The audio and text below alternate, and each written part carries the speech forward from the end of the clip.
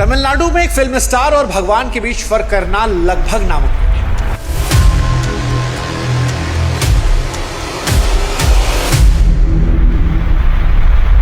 क्योंकि यहां पर लोग सिर्फ अपने पसंदीदा हीरो की फिल्में नहीं देखते, बल्कि उसे अपनी उम्मीद, अपनी आवाज और कई बार तो भविष्य मान लेते हैं। तमिलनाडु की मिट्टी ने कभी एमजीआर को भगवान बनाया था, जयललिता को अम्मा कहकर सत्ता के शिखर पर पहुंचाया था, और अब 2026 में तमिलनाडु ने एक और नाम को इतिहास के सबसे बड़े अध्याय में दर्ज किया। नाम थलापति विजय।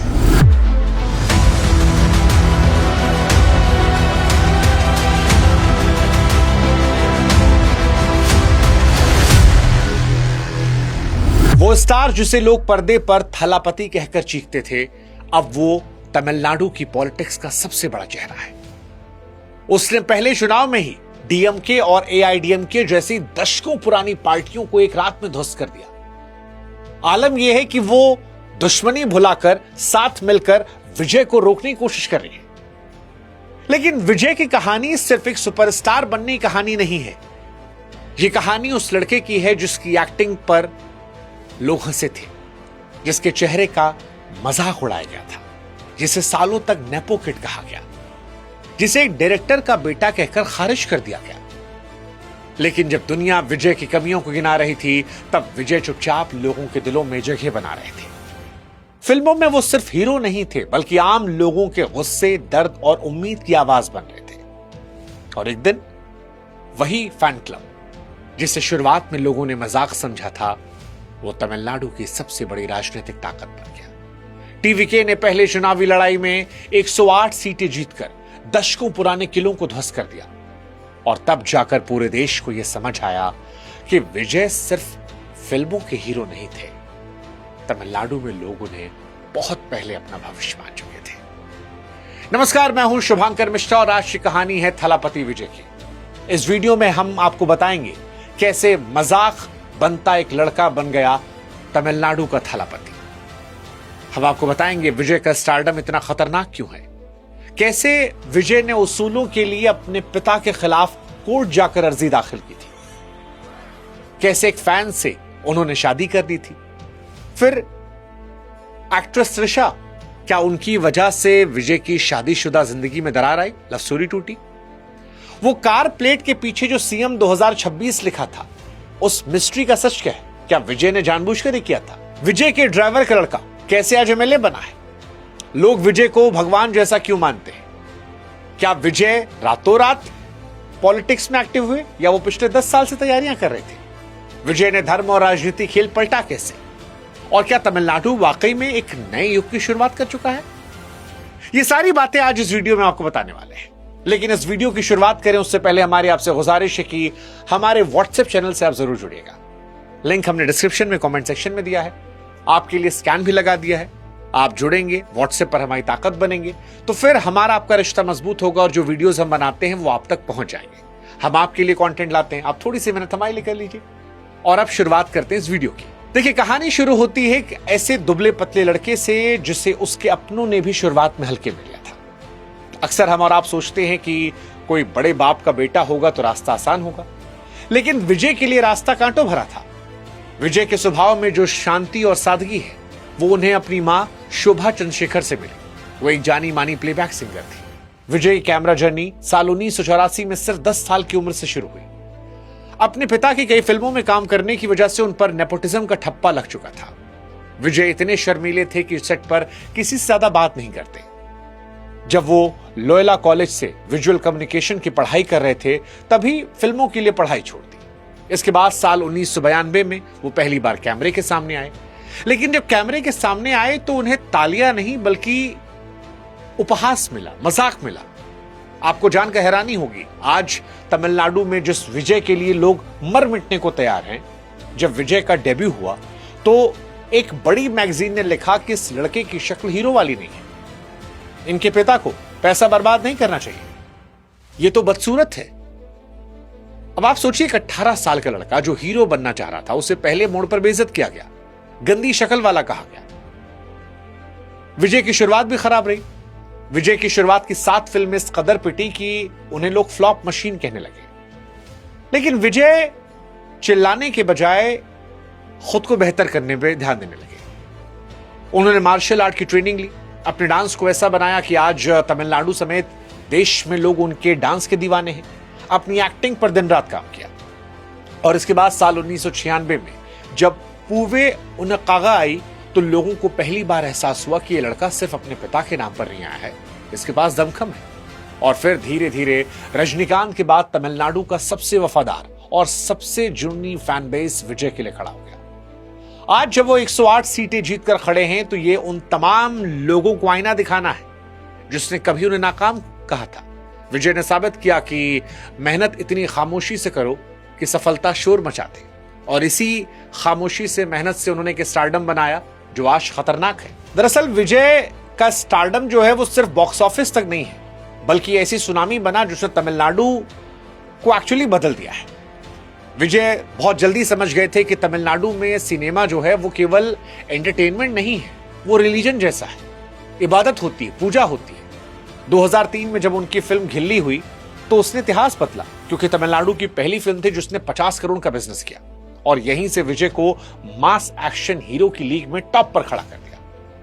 बॉलीवुड में कई फिल्में जैसे कि सलमान खान की वांटेड, अक्षय कुमार की हॉलिडे, आपको जानकर हैरानी होगी कि यह विजय की ही फिल्मों की रीमेक है। इससे साफ है कि बॉलीवुड भी कई सालों तक विजय की कहानियों के सहारे अपनी दुकान चला रहा था। साल 2010 के बाद विजय ने अपनी फिल्मों को हथियार की तरह इस्तेमाल करना शुरू किया और फिल्म कत्थी में किसानों का मुद्दा उठाया, मरसल में जीएसटी पर सवाल किया। विजय फिल्मों के जरिए वो सब कुछ कह रहे थे जो तमिलनाडु में बड़े बड़े नेता नहीं कह पा रहे थे। इनफैक्ट उनकी आखिरी फिल्म जननायक 2026 में वो एक फिल्म नहीं थी, बल्कि राजनीतिक पारी का एक सिनेमैटिक सिंबल थी। इस फिल्म के जरिए अपने रिटायरमेंट को इतना ड्रामेटिक बनाया कि जनता ने पर्दे से सीधे मुख्यमंत्री की कुर्सी पर बिठाने का मान लो मन बना लिया। और वो भीड़ सिर्फ टिकट खरीदने वाली नहीं थी, बल्कि वो उनकी लॉयल आर्मी थी जो अपने नेता के एक इशारे पर सत्ता पलटने का दम रख रही थी। विजय ने सिनेमा को जिस समझदारी के साथ यूज किया पॉलिटिक्स में, उससे विरोधियों के पसीने छूट गए। आज अगर डीएमके एआईडीएमके हाथ मिलाने को तैयार हैं तो उसमें विजय का वो मास्टर स्ट्रोक, वो मास्टर स्ट्रेटजी है। लेकिन विजय की कहानी इतनी आसान नहीं रही, उनकी लाइफ में भी कंट्रोवर्सी रही। एक कंट्रोवर्सी उनके पिता के साथ रही।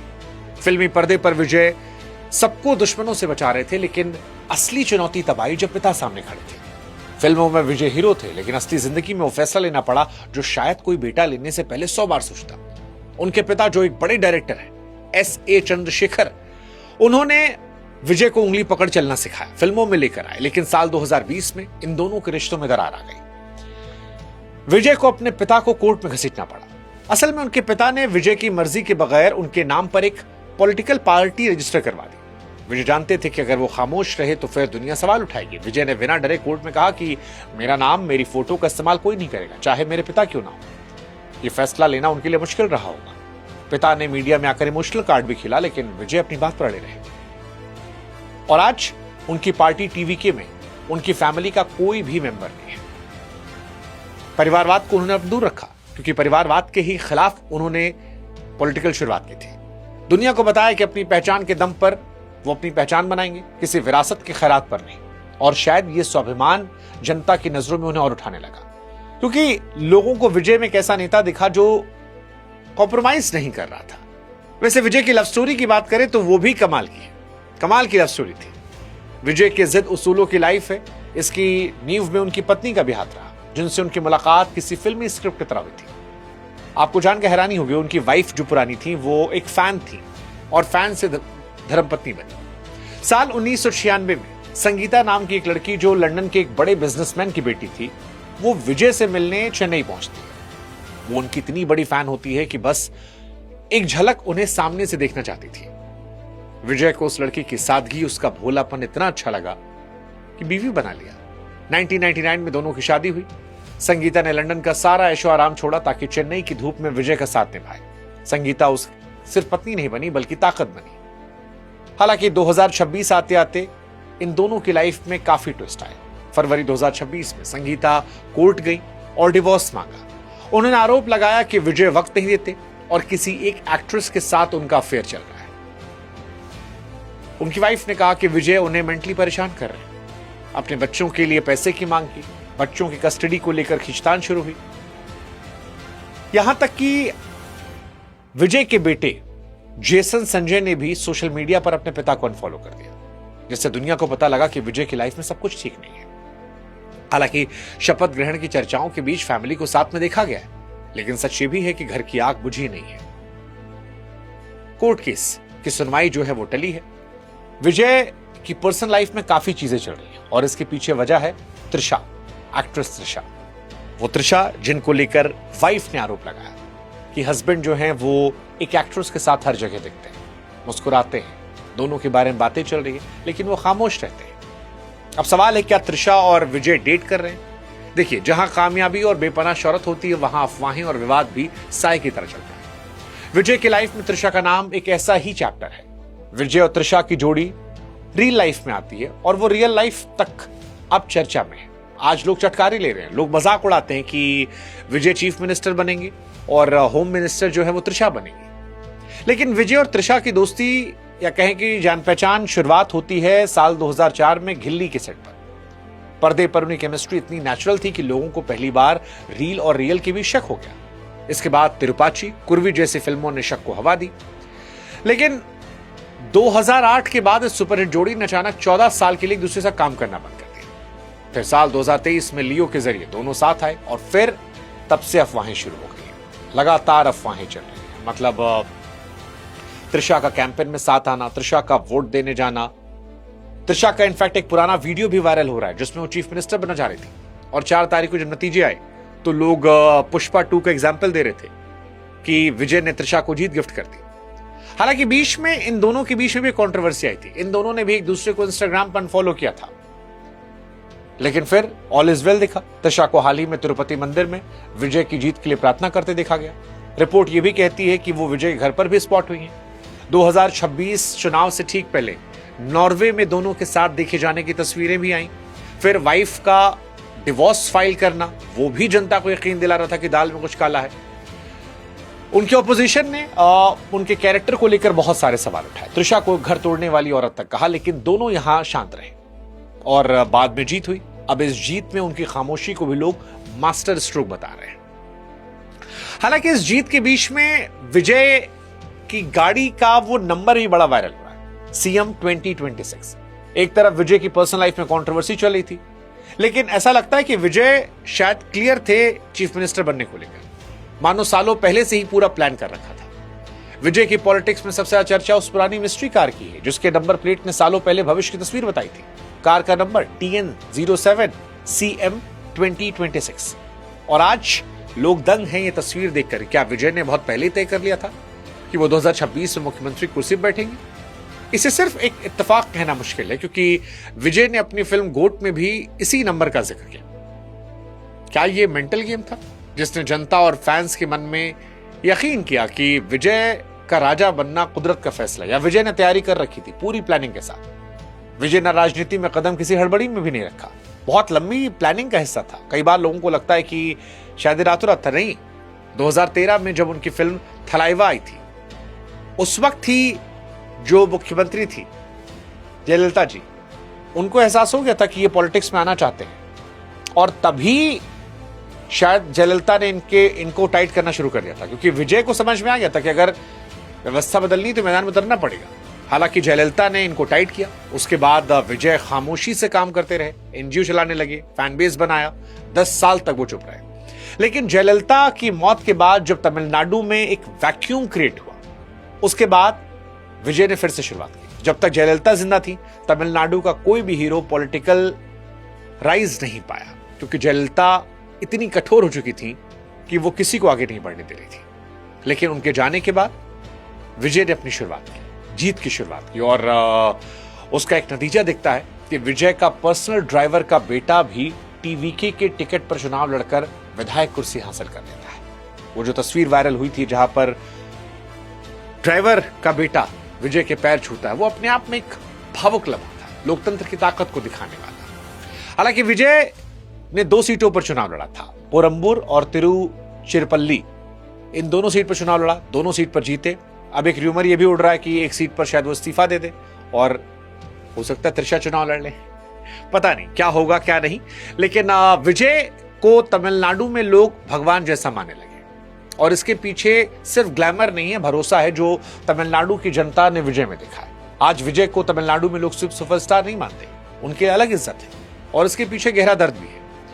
दरअसल विजय जब छोटे थे तब उनकी 2 साल की बहन विद्या की मौत हो गई थी और उस घटना ने विजय को शांत और गंभीर बना दिया। आज भी वो अपनी बहन की याद में करोड़ों का दान करते हैं, लेकिन कहीं पर कोई कैमरा या फोटो नहीं होता।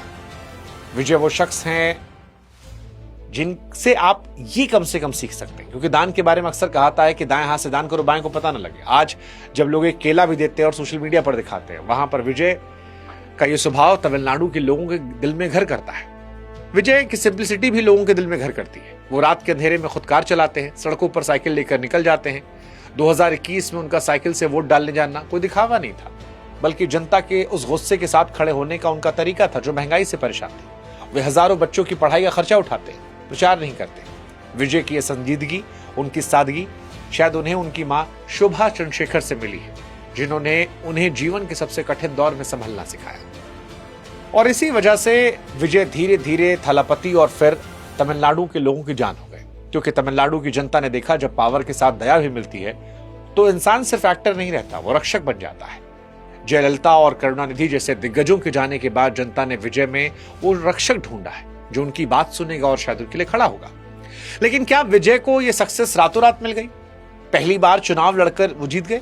देखिए, बहुत सारे लोगों को लगता है कि विजय पहली बार में जीत गए, रातों रात हुआ है, लेकिन हकीकत यह है कि उनकी 10 साल की खामोश तपस्या का नतीजा है। विजय ने राजनीति में कदम किसी हड़बड़ी में नहीं रखा, बल्कि एक बड़ा प्लान था जिसकी शुरुआत 2013 में, जैसे हमने बताया, थलाइवा फिल्म से हुई थी। उस वक्त विजय को रोका गया, लेकिन विजय चुपचाप अंडरग्राउंड काम कर रहे थे। उनके फैन क्लब्स ने गांव में अस्पताल, लाइब्रेरी, कोचिंग सेंटर खोला, जिससे जनता से सीधा जुड़ाव हुआ। टीवी की इस ऐतिहासिक जीत में सबसे बड़ा रोल उन लाखों युवाओं और डिजिटल आर्मी का था जिन्होंने सोशल मीडिया के हर प्लेटफॉर्म पर विजय की विचारधारा को घर घर तक पहुंचाया। जब दूसरे नेता सिर्फ भाषण दे रहे थे, तब विजय के लोग जमीन पर काम कर रहे थे, और 2026 की जीत उसी का नतीजा है। विजय ने अपनी फिल्मों को भी एक प्रयोगशाला की तरह इस्तेमाल किया, खामोश रहकर डेटा जुटाया, अपने कैडर को एक सेना की तरह प्रशिक्षित किया, युवाओं की नफ्स पकड़ी और ये भरोसा दिलाया कि वो सिर्फ एक्टर नहीं है, भविष्य बदलने वाले नेता है।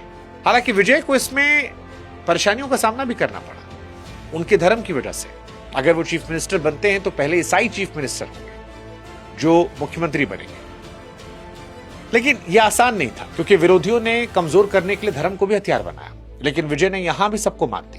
तमिलनाडु की राजनीतिक जमीन भाषा, धर्म को लेकर बहुत सेंसिटिव है, और विरोधियों ने विजय को घेरने के लिए उनकी असली नाम जोसेफ विजय उछाला, जिसमें ईसाई बताकर लोगों को दूर करने की कोशिश की। लेकिन विजय ने यहां भी सबको हैरान किया। उन्होंने कभी धर्म का ढिंढोरा नहीं पीटा, बल्कि सबसे एक बात कही कि मैं सबसे पहले तमिल हूं। मंदिरों में माथा टेका, मस्जिदों में गए, यह साबित किया कि तमिलनाडु की जनता को धर्म नहीं, एक ईमानदार इंसान चाहिए। और इस मास्टर स्ट्रोक ने धार्मिक ध्रुवीकरण को कंट्रोल कर लिया, और लोगों के मन में भी गया यार कि एक इंसान अपनी पर्सनल लाइफ में एक बिलीफ रख सकता है और अपनी पहचान में कट्टर तमिल राष्ट्रवादी हो सकता है। विजय ने अपनी रैलियों में कभी ईसाई धर्म का प्रचार नहीं किया और ना कभी डिफेंसिव होकर सफाई दी, बल्कि उन्होंने तमिल शब्द को प्रायोरिटी रखा, और इसने उनके लोगों के दिल में घर रखा और एक मैसेज जनता में गया कि आस्था घर पर है तो उससे कोई फर्क नहीं पड़ना चाहिए। लेकिन अब सवाल यह है कि जब जनता ने इतना बड़ा वोट दिया है तो क्या तमिलनाडु में नए युग की शुरुआत हुई है? क्योंकि 4 मई 2026 को जब चुनावी नतीजे सामने आए तो टीवी की 108 सीट जीतती है। उस वक्त लगा कि जनता जो खानदानी राजनीति, भ्रष्टाचार से उबी थी, वो अब इनको चीफ मिनिस्टर के तौर पर दिख रही है। हालांकि तमिलनाडु में सब कुछ एब्सोल्यूट सिनेमा चल रहा है। डीएमके, एआईडीएमके को लेकर साथ मिलकर सरकार बनाने की रूमर्स चल रहे हैं। विजय के जो विधायक हैं वो कह रहे हैं कि अगर डीएमके आईडीएमके मिलकर सरकार बनाते हैं तो वो पॉलिटिक्स छोड़ देंगे। पैसों के खेल की बात चल रही है। राजभवन के गलियारों में सस्पेंस बना हुआ है। थलापति विजय कहा जा रहा है कि लगातार गवर्नर से मिलने की कोशिश कर रहे हैं। कांग्रेस, वीसीके, सीपीआई, सीपीएम के लोग अंदर बाहर समर्थन होने की बात कर रहे हैं, लेकिन पेच फंसा हुआ है। गवर्नर कह रहे हैं कि जब तक 118 विधायकों के हस्ताक्षर का रिटर्न नहीं मिलेगा तब तक वो सरकार बनाने का न्योता नहीं देंगे। बाकी प्रदेशों में सरकार बन रही है, लेकिन तमिलनाडु में विजय की फिल्मों की तरह ही कहानी परत दर परत पलट रही है। पर्दे का सुपरस्टार सत्ता की दहलीज पर तो खड़ा है, लेकिन दरवाजे अंदर नहीं घुस पा रहा। चीफ मिनिस्टर बनने को लगभग तैयार है, लेकिन अब तक वो लेटर नहीं मिला। तमिलनाडु की जनता जो है वो भी इंतजार कर रही है। लेकिन विजय देर सवेर तमिलनाडु के चीफ मिनिस्टर बनेंगे, इसमें कोई दो राय नहीं है, क्योंकि विजय ने साबित किया है कि जब एक शर्मीला लड़का अपने स्वाभिमान जनता के लिए खड़ा होता है तो सिर्फ चुनाव नहीं जीतता, बल्कि दशकों पुरानी जड़ व्यवस्था को हिलाकर रख देता है। और ये तमिलनाडु में हुआ है। डीएमके एआईडीएमके का साथ आना वैसा है जैसा बीजेपी और कांग्रेस एक साथ आकर चुनाव लड़ लें। अब अगले 48 घंटों में साफ होगा कि क्या उन्हें न्योता मिलता है या फ्लोर टेस्ट की अग्नि परीक्षा होती है। लेकिन एक बात तय है कि तमिलनाडु में सब कुछ बदल चुका है, सब कुछ। स्क्रीन का हीरो सीएम की कुर्सी की तरफ बढ़ रहा है और जनता देखने को यह बेताब है कि अगर वो मुख्यमंत्री बनेगा तो क्या वो असल जिंदगी में भी वही करिश्मा करेगा जो पर्दे पर कर रहा था। कुल मिलाकर एक नए तमिलनाडु की शुरुआत है। विजय का आना उम्मीद देने वाला है, क्योंकि तमिलनाडु की सियासत में एक्टर्स की इमेज बहुत बड़ी है। विजय के पास उम्र भी है। क्या वो तमिलनाडु का भविष्य बदल पाएंगे या इस उम्मीद के साये में गुम हो जाएंगे, पता नहीं। लेकिन जनता ने अपनी तरफ से भर भर कर उन्हें प्यार दिया है। आशा करते हैं कि ये उम्मीद का दिया बुझे ना और फिल्मों का विजय असल जिंदगी में भी जनता की उम्मीदों पर विजय हासिल करे। फिलहाल ये कहानी विजय की थी। इस कहानी का कौन सा हिस्सा आपको रोचक लगा, आप कमेंट सेक्शन में जरूर लिखिएगा। व्हाट्सएप चैनल जरूर जुड़िएगा, और कोई और किस्सा कहानी आपको सुननी है तो जरूर बताइएगा कमेंट सेक्शन में। साथ ही विजय की जिंदगी का अगर कोई हिस्सा हमसे मिस हो गया तो उसका जिक्र भी आप कमेंट सेक्शन में कर सकते हैं। आपके फीडबैक का हमें इंतजार रहेगा। नमस्कार।